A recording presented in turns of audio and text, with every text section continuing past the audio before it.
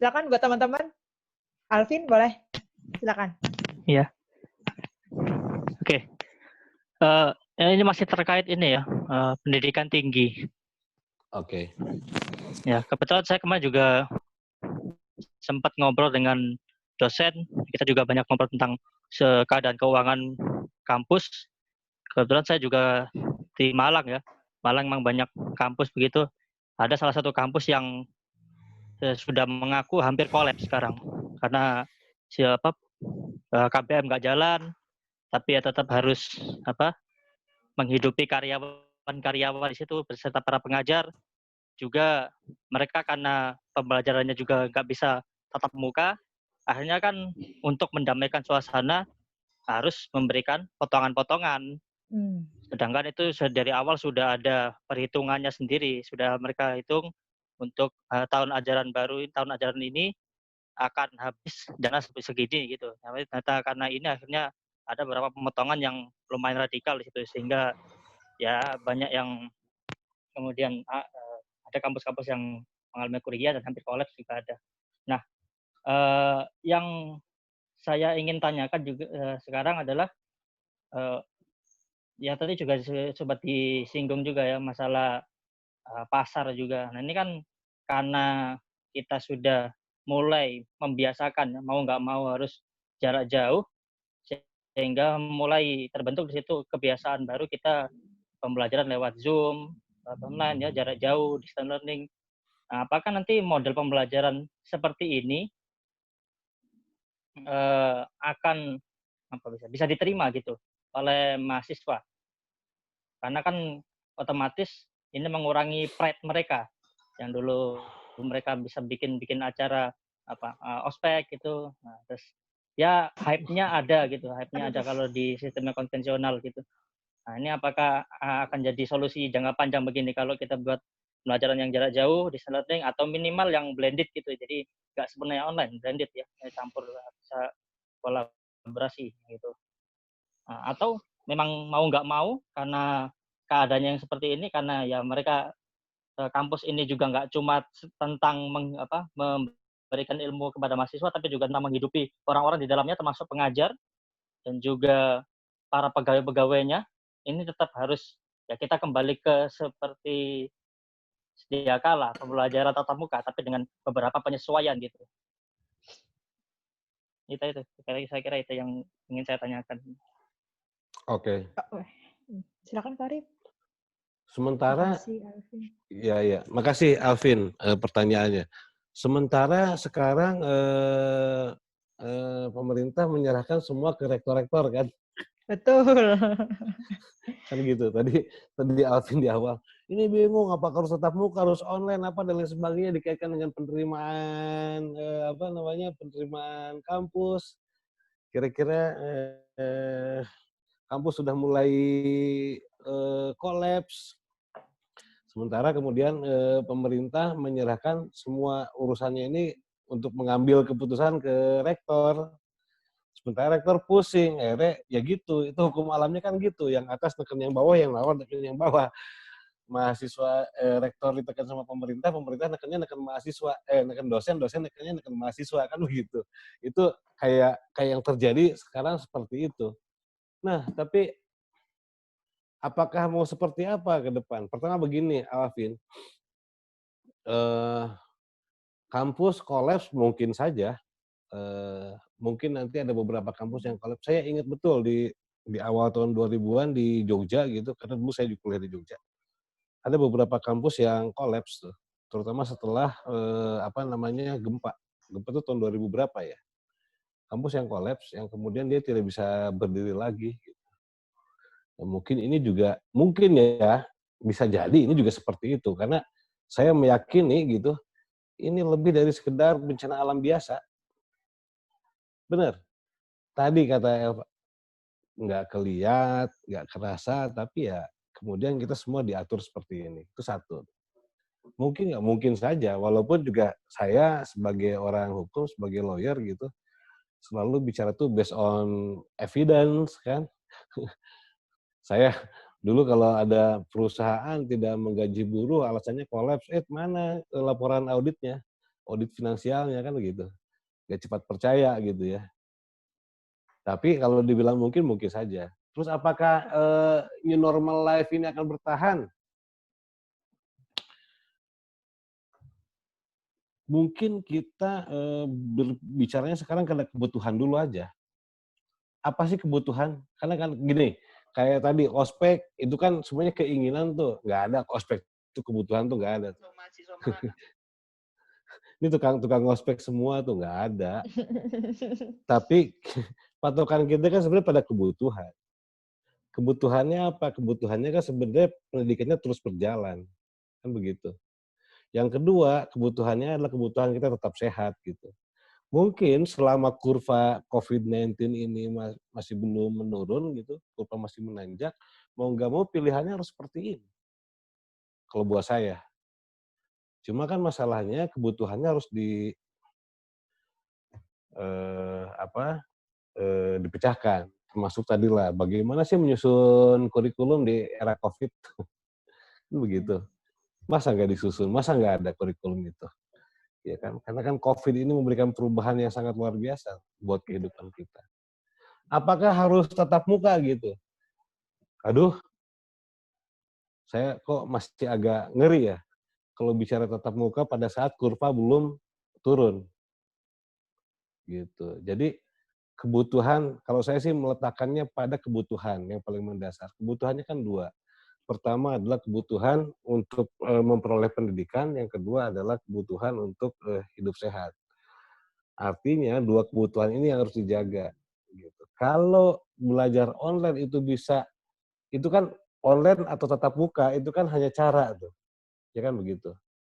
Nah mungkin ini new normal life yang dibilang Jokowi nih, mungkin salah satunya kan begitu. Nah online itu kan hanya cara, tapi yang harus kita fokus adalah apakah kebutuhannya terpenuhi atau tidak. Itu sih. Termasuk tentu kemudian ada kebutuhan lain. Kalau online kebutuhannya adalah kuota apa dan lain sebagainya, ya itu yang harus dipecahkan. Kan teman-teman juga kan begitu kan, sekarang bukan tidak mau online, artinya dengan situasi pandemi seperti ini ya sudahlah kita nyerah-nyerah aja deh sama situasi, hayu online. Cuma kan masalahnya adalah, nyokap bokap gua aja udah nggak ada kerjaan nih, kan gitu tuh. Orderannya udah, apalagi yang swasta, apalagi yang wira swasta gitu kan. Apalagi yang pemborong-pemborong, aduh pemborong-pemborong proyek dipospon nih semua gitu. Misalnya gitu kan.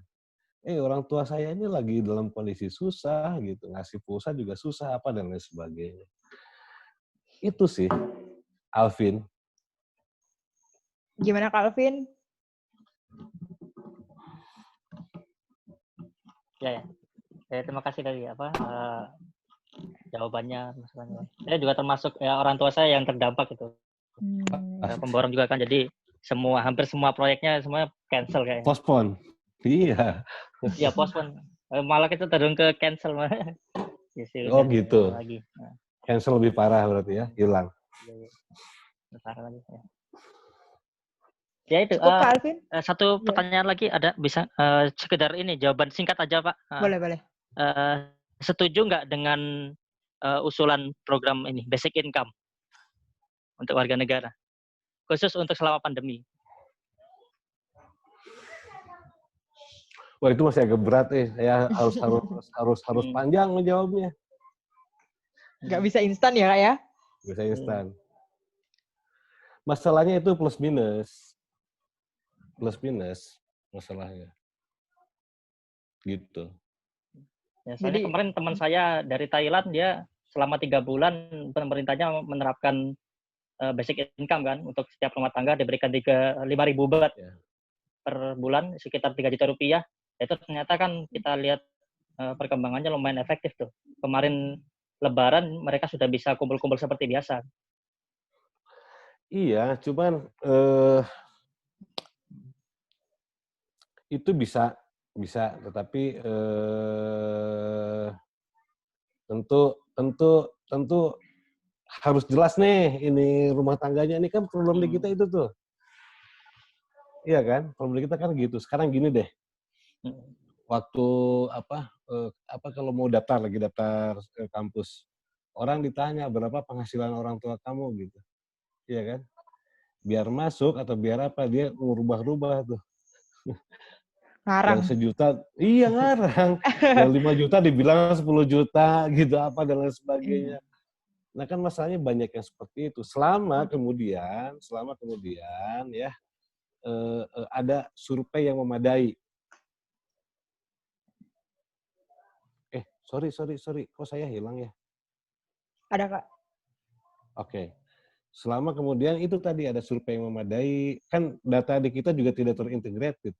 Data kesehatan, data ini ya sepakat aja sih, cuman singkatnya gini deh, bisa nggak kita menyelenggarakannya? Gua nggak yakin. Karena yang bansos pun bantuan nggak nyampe kadang. Iya. Itu yang Iya. bansos gitu. Iya. Aduh. Harus dikasih pelajaran kayaknya Kak sekali-kali nih. Iya. Biar aduh. Mentok terus nih kita. Betul. Mungkin itu Kak Alvin gimana? Ya. Oke. Makasih banyak. Makasih Kak Arif untuk dari Kak Alvin tadi. Mungkin dari kawan-kawan yang lainnya nih atau tanggapan atau pertanyaan lagi atau diskusi aja deh kita biar beberapa arah gitu ya, nggak langsung 1-2 orang aja. Silakan yang mau menyatakan pendapatnya atau ikut memprotes atau memantik kemarahan bersama gitu ya. Karena produk dari diskusi ini kita akan ajukan ke Kemendikbud, apa sih hasil diskusi ini, apa yang direkomendasikan untuk pemerintah agar dibuatkan kebijakan di sektor pendidikan nantinya. Nah silakan teman-teman yang lainnya, tadi ada yang raise hand, silakan langsung unmute aja, boleh?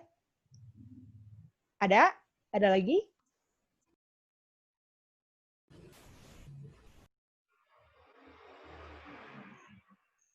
Ada lagi yang lain yang ingin menyampaikan pendapatnya atau pertanyaan sambil menunggu yang lain langsung aja ya nanti. Nah Kak, ini perihal physical distancing atau peraturan-peraturan yang berlaku saat PSBB ya. Nah, ada nih sekolah kedinasan, ini ada yang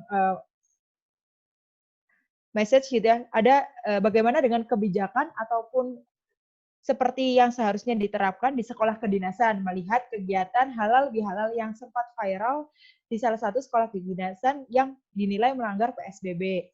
Nah, itu gimana, Kak? Sekolah kedinasan milik pemerintah, tapi melanggar PSBB dengan adanya halal bihalal yang ya adanya kerumunan lah. Gimana tuh, Kak? Ya sama seperti konser. Iya. Tapi nggak diusut jadinya, Kak. Karena punya orang dalam apa gimana nih Kak? Jadi nggak diberesin kasus-kasusnya. Ya problem utama di kita itu kan sebenarnya law enforcement ya, penegakan hukum ya. Penegakan hukum. Seringkali kemudian penegakan hukum itu tidak tepat sasaran gitu ya. Ada beberapa peristiwa seperti itu gitu. Kadang-kadang begini, saya ingat betul ya dulu ya, waktu pertama kita menyelenggarakan social distancing. YLBH itu termasuk yang keberatan, kemudian orang ditertibkan dengan cara-cara kekerasan, apalagi dengan pendekatan pidana. Karena dulu sempat ada ini dari polisi berkerumun, wah itu berarti melanggar perintah petugas, dikurung sekian kan gitu ya. Kan begitu ya. Nah kalau menurut saya begini, berkerumunnya sendiri bukan tindak pidana, tapi yang tidak tepat adalah waktunya, karena ini sedang ada social distancing, physical distancing, atau ini sedang ada wabah COVID-19 gitu. Seharusnya kemudian pemerintah mencari formulasinya apa? Sanksi administratif. Gitu. Nah masalahnya ini kan jadinya sekarang gini, pidana setengah hati, dipilih-pilih, hanya orang-orang tertentu aja yang dipidana gitu ya.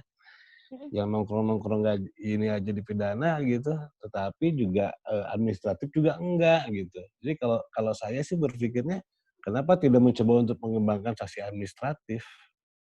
Dan tentu sanksi administratif itu berjenjang, misalkan begini, ada larangan mudik. Kalau misalnya masih ada orang yang mudik dengan menggunakan bis gitu, yang disanksi jangan cuma penumpangnya aja, pengusaha bisa juga disanksi.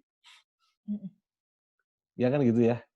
Nah ini juga sama nih. Kalau misalnya